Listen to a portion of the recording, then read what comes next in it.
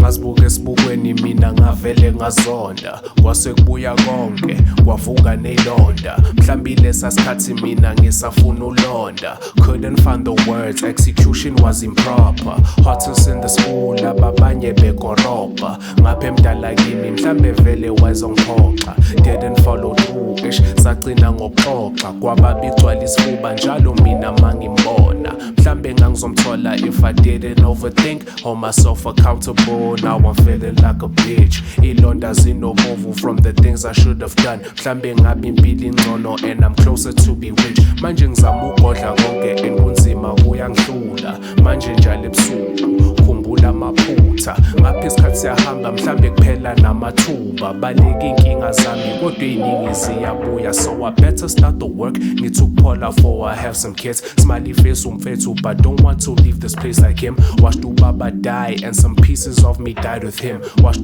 Baba die and some pieces of me died with him.